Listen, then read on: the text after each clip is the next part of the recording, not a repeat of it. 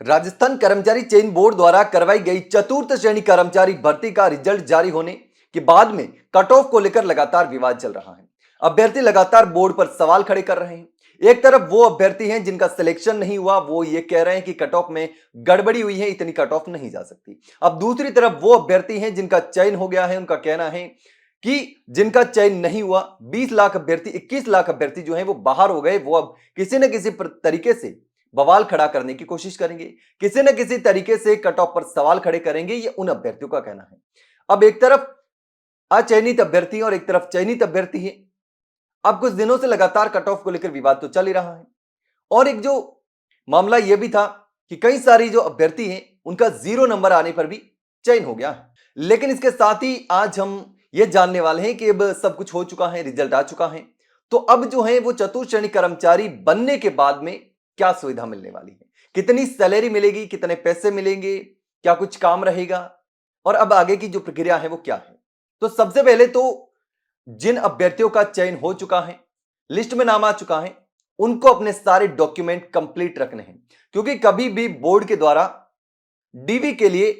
तारीख जारी की जा सकती है, डीवी का ऐलान किया जा सकता है। तो सबसे पहले तो डॉक्यूमेंट वेरिफिकेशन की प्रक्रिया होगी। आपके मूल निवास, जन्म प्रमाण पत्र, आधार वगैरह सारे जितने भी डॉक्यूमेंट है, एजुकेशनल क्वालिफिकेशंस के सारे सर्टिफिकेट्स और जाति प्रमाण पत्र, मूल निवास प्रमाण पत्र, ये सारे जो प्रमाण पत्र हैं उनकी जांच होगी, डॉक्यूमेंट वेरिफिकेशन होगा और उसके बाद मेरिट के आधार पर अभ्यर्थियों को चयन दिया जाएगा। और उसके साथ ही अब आपको कितनी सैलरी मिलेगी,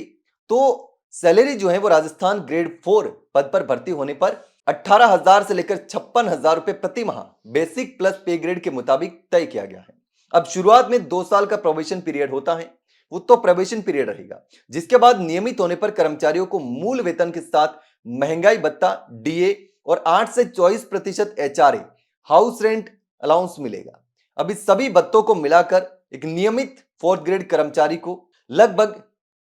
30,000 के आसपास, 30 से 40,000 प्रति माह जो है सैलरी इन हैंड मिलेगी। तो ये जो है सैलरी को लेकर है। अब इस बार 4th ग्रेड के पदों को क्लर्कियल जिम्मेदारी से भी जोड़ा गया है, यानी कि 4th ग्रेड कर्मचारियों को सिर्फ एक ऑफिस बॉय के काम नहीं करने हैं, बल्कि चयनित कर्मचारियों का काम केवल ऑफिस के रखरखाव तक सीमित नहीं रहेगा, बल्कि अब वे एडमिनिस्ट्रेटिव और क्लर्कियल कामों में भी सीनियर का हाथ बटाने वाले हैं। इसके साथ ही सरकारी ऑफिसों में डेटा एंट्री का काम हो, रिकॉर्ड को सुरक्षित रखने का काम भी करेंगे, अलग अलग विभागों के बीच में तालमेल बिठाना और जनता की पूछताछ का जवाब देना भी उनके काम का हिस्सा होने वाला है। यानी कि जो इंफॉर्मेशन जनता वहां पर लेके आती है, कोई भी जो सूचना होती है, पूछताछ केंद्र जिसे कहा जाता है, तो वहां पर भी लोगों की सहायता का काम भी करना होगा, फाइलें भी इधर उधर काम करने का काम करना होगा और जो अपने सीनियर कर्मचारी हैं, अधिकारी हैं, उनके काम में भी हाथ बटाना होगा। तो ये तमाम काम जो हैं वो अब चतुर्थ श्रेणी कर्मचारी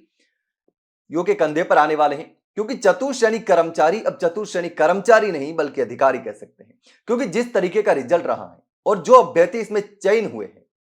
अब वो अभ्यर्थी चयन हुए हैं जो आरएएस की तैयारी कर रहे थे, जो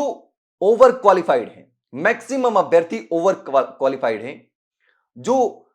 पटवारी भर्ती, वीडियो भर्ती, कई अभ्यर्थी तो ऐसे हैं जिनका पटवारी और वीडियो में चयन हो गया, लेकिन चतुर्थ श्रेणी कर्मचारी भर्ती में चयन नहीं हुआ। आरएएस के अभ्यर्थी जो तैयारी कर रहे हैं उनका चतुर्थ श्रेणी कर्मचारी भर्ती में चयन नहीं हुआ, तो जो ओवर क्वालिफाइड अभ्यर्थी है उनका चयन हुआ है, तो वो अच्छे से विभागीय काम कर सकते हैं और सारे काम भी संभाल सकते हैं। तो ऐसे में अब जो है अतिरिक्त जिम्मेदारी भी दी जाएगी और जो वेतन है उसको लेकर हमने आपको बता दिया। लेकिन अब बोर्ड के द्वारा कभी भी डीवी की जो डेट है वो जारी की जा सकती है, इसलिए अपने जितने भी डॉक्यूमेंट है वो तैयार करके रखें। आपको पूरी तरीके से अपनी तरफ से प्रिपेयर रहना है। अब जो चीजें चल रही हैं वो चलती रहेगी, बोर्ड के द्वारा अगर समाधान होता है नहीं होता है वो बात अलग है, लेकिन आपकी तरफ से जो जिनका चयन हो चुका है उनको तैयार रहना है। बोर्ड के द्वारा कभी भी डीवी की डेट जारी की जा सकती है। इसके अलावा अगर कोई आपका सवाल हो तो कमेंट सेक्शन में कमेंट करके जरूर बताना। वहीं अगर जानकारी अच्छी लगी हो तो वीडियो को लाइक और शेयर जरूर करें और हाँ, चैनल को सब्सक्राइब करना ना भूलें। फिलहाल के लिए इतना ही, जल्द मिलते हैं एक नई जानकारी के साथ, तब तक के लिए नमस्कार।